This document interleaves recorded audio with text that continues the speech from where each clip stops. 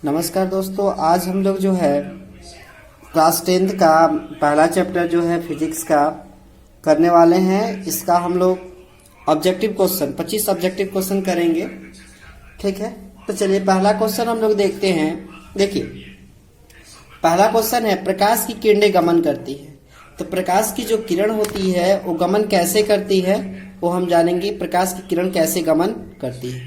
देखिए, प्रकाश की जो किरण होती है, पहला ऑप्शन दिया है वो सीधी रेखा में गमन करती है, दूसरा ऑप्शन है वो टेढ़ी रेखा में गमन करती है, तीसरा ऑप्शन है किसी भी दिशा में इनमें से एक भी नहीं। तो हमेशा प्रकाश की जो किरणें होती है वो सीधी रेखा में गमन करती है। ऑप्शन नंबर ये इसका राइट आंसर होगा। दूसरा क्वेश्चन है प्रकाश के नियम से संबंधित होता है। तो प्रकाश के परावर्तन के नियम क्या होते हैं।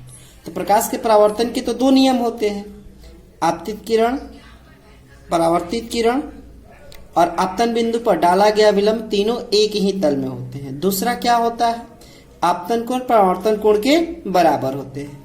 तो यहाँ पर देखिए, आपतन कोण परावर्तन कोण के बराबर है, यहाँ पे परावर्तन कोण अपवर्तन कोण के बराबर है, आपतन कोण विचलन कोण के बराबर, इनमें से कोई नहीं। तो प्रकाश के परावर्तन का नियम क्या कहता है, आपतन कोण परावर्तन कोण के बराबर होता है। तो इसका भी ऑप्शन नंबर ए सही होगा। ठीक है, अगला क्वेश्चन, निर्वात में प्रकाश की चाल क्या होती है। तो निर्वात में प्रकाश की जो चाल होती है 3 × 10⁸ मीटर पर सेकेंड होती है। ये option number A right answer होगा। प्रकाश के परावर्तन के कितने नियम है। तो अभी हम आपको बताया प्रकाश के परावर्तन के कितने नियम है, तो 2 नियम है। ठीक है, अगला क्वेश्चन चलिए देखते हैं 5 नंबर, दंत विशेषज्ञ किस दर्पण का उपयोग मरीजों के दांतों को बड़ा प्रतिबिंब देखने के लिए करते हैं। ये BSc यानी बिहार बोर्ड में 2018 में ये क्वेश्चन पूछा हुआ है। पहला ऑप्शन है समतल दर्पण, दूसरा ऑप्शन है अवतल दर्पण, तीसरा ऑप्शन है उत्तल दर्पण, इनमें से सभी। तो दंत विशेषज्ञ जो होते हैं किस दर्पण का उपयोग करते हैं मरीजों को दांत ये सब चेक करने के लिए। तो इसका प्रयोग हम लोग जो है अवतल दर्पण का करते हैं। ठीक है, 6 नंबर क्वेश्चन आते हैं। 6 नंबर जो क्वेश्चन है, समतल दर्पण द्वारा बना प्रतिबिंब होता है।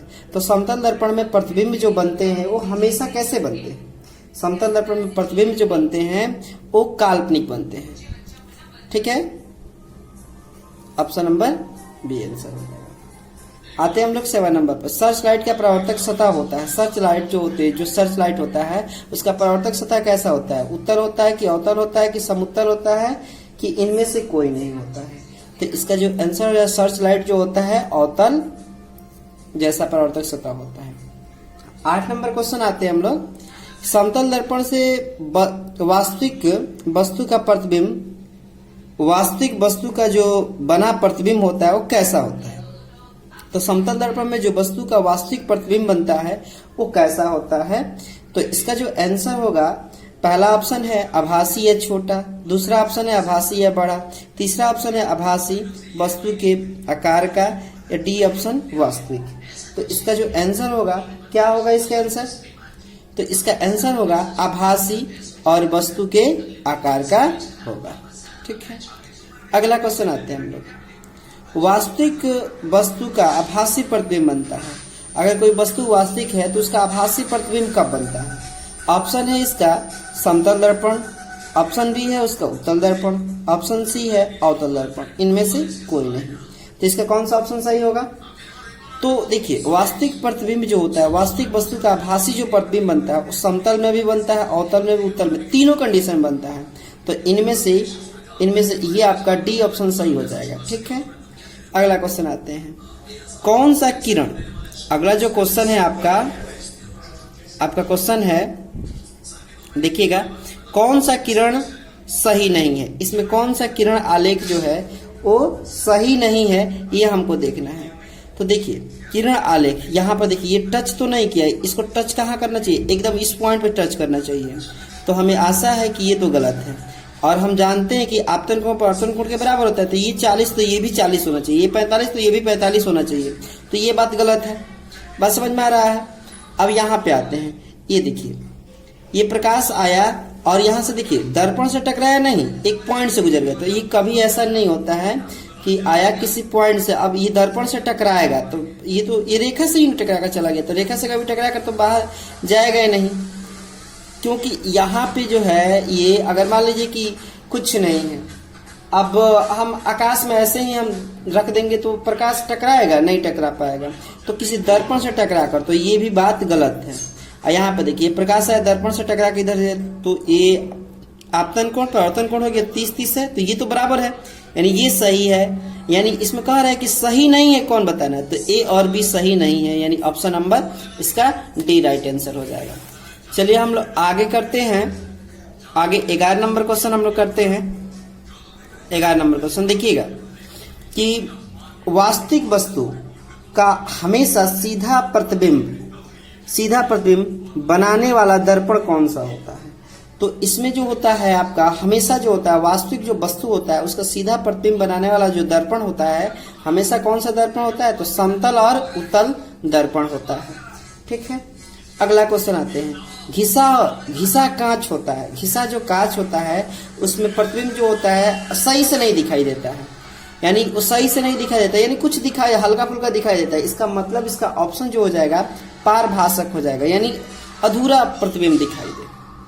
अगला 13 नंबर क्वेश्चन आते हैं हम लोग। आपतन कोण आई परावर्तन कोण आर हो, तो आपतन कोण अभी बताए थे आपको, दूसरा नंबर क्वेश्चन जो था आपतन कोण परावर्तन कोण के बराबर होता है, यानी आपतन कोण आई परावर्तन कोण आर, यानी आई इक्वल आर, यानी ये ऑप्शन नंबर ए इसका राइट आंसर होगा।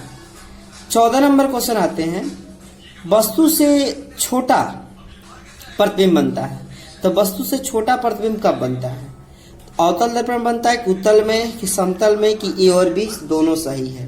तो इसका जो राइट आंसर होगा, इसका राइट आंसर क्या होगा, तो देखिए अगर हम देखिए अवतल दर्पण में वस्तु का प्रतिबिंब जो छोटा बनता है, ठीक है, इसमें भी बनता है, बहुत सारे कंडीशंस में बनता है। जैसे अगर मान लीजिए कोई वस्तु को अनंत पर रखे तो उसका प्रतिबिंब जो होगा कहाँ बनेगा, ये फोकस पे बनेगा, तो बहुत छोटा बनता है वहां पे।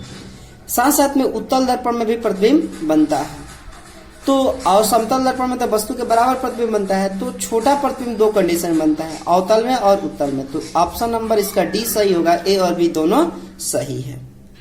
चलिए हम लोग 15 नंबर क्वेश्चन करते हैं। एक अवतल दर्पण में ध्रुव और फोकस के बीच, अगर ध्रुव और फोकस के बीच प्रतिबिंब बनेगा, प्रतिबिंब कैसा बनेगा। अगर हम दर्पण के ध्रुव और फोकस के बीच वस्तु के रख देंगे तो वहां पे जो प्रतिबिंब बनता है ऑप्शन नंबर ए है कि बड़ा बनेगा, वास्तविक बनेगा, बड़ा आभासी, छोटा वास्तविक और छोटा आभासी।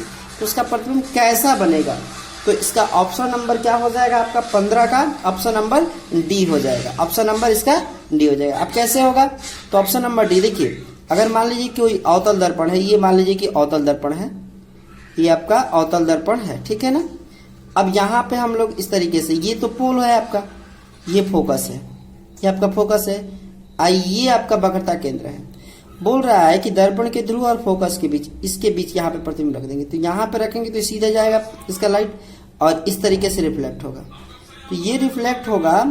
अब यहाँ पर ये ऐसे जाएगा इस तरीके से और सी से भी ऐसे रिफ्लेक्ट होगा, तो ऊपर यहाँ पे प्रतिबिंब आभासी प्रतिबिंब बन रहा है, यानी दर्पण के पीछे प्रतिबिंब। जब भी दर्पण के पीछे बन रहा है तो प्रतिबिंब हमेशा आभासी होता है। और देखिए छोटा प्रतिबिंब है और यहाँ पे इमेज कैसा बन रहा है, बड़ा बन रहा है, यानी बड़ा और आभासी प्रतिबिंब बनेगा। अगला क्वेश्चन है 16 नंबर। मोटर गाड़ी का पार्श्व दर्पण होता है, तो मोटर गाड़ी का पार्श्व दर्पण कैसा होता है, पार्श्व कैसा होता है। ऑप्शन नंबर ए है अवतल, ऑप्शन नंबर बी है उत्तल, ऑप्शन नंबर सी है समतल, इनमें से कोई नहीं। तो 16 नंबर का जो आंसर होगा वो क्या होगा, तो पार्श्व दर्पण कौन होता है, उत्तल होता है। दाढ़ी बनाने में कौन सा दर्पण का उपयोग किया जाता है, तो दाढ़ी बनाने में हम लोग किस दर्पण का प्रयोग करते हैं, तो आपको तो ये भी पता होगा किस दर्पण का प्रयोग किया जाता है, तो हम लोग अवतल दर्पण का प्रयोग करते हैं, ठीक है। ऑप्शन नंबर हम लोग आते हैं 18 नंबर जो क्वेश्चन कह रहा है, गोलीय दर्पण में फोकस, सांतर और वक्रता त्रिज्या में क्या संबंध होता है। तो आपको बताया गया है गोलीय दर्पण में जो होता है फोकसांतर और वक्रता त्रिज्या में क्या संबंध होता है, तो R बराबर 2F या F बराबर R/2। तो R बराबर 2F देखिए तो यहाँ पे है, तो ये ऑप्शन आपका सही हो जाएगा। F बराबर R/2 सत्य है, किस दर्पण के लिए सत्य है, तो समतल दर्पण में भी, अवतल दर्पण और उत्तल दर्पण, ये तो दोनों में सत्य होता है। अब समतल दर्पण में तो फोकस क्या होता है, अनंत होता है ना, फोकस इसमें क्या होता है, अनंत होता है। तो 19 नंबर का ऑप्शन नंबर क्या हो जाएगा इसका, डी ऑप्शन इज राइट हो जाएगा।